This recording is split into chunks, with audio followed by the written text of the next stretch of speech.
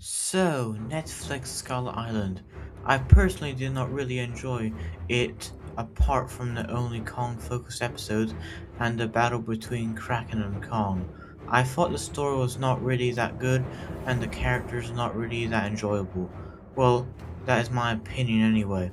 Skull Island did not really fit into the Monsterverse that well, and Kong's design does not really look like the Monsterverse version of himself.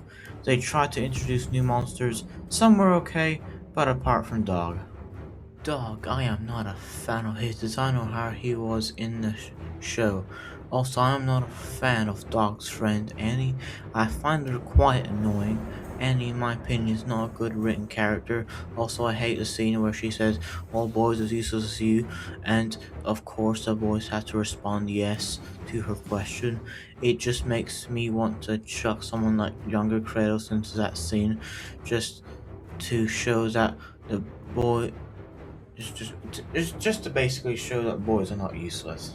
I actually thought that they were not going to continue this show, but they did in a comic format. The comics are called Return to Skull Island and Escape from Skull Island. I have seen bad stuff like God of War Ascension. I am not saying this show is the worst thing in the world, it's just that I think this show is one of the worst additions to the Monsterverse.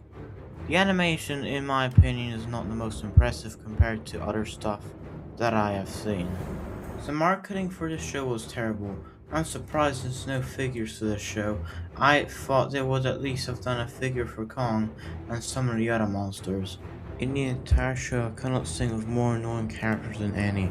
She's just so bad, her backstory, I've realized, does not all make sense. For example, how did she learn to survive? Like, how does she know how to get food for herself, fight, and speak? If you're stuck somewhere as a small kid, you would, in a 10-year period, because of no contact with other humans, you would forget how to speak after all that time. So, how can Annie speak then?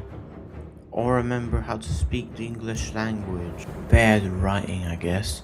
I can see they were trying to make Annie a super cool character. I do not think she is, and I do not think that it worked out.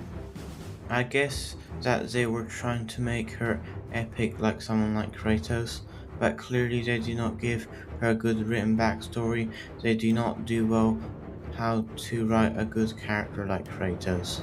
Also, in one of the scenes from the first episode, how does Cap and Annie see underwater, even though humans cannot see underwater? Not that well. This is just so stupid. Overall, she's bad and not a good character. Kong is fine apart from his design.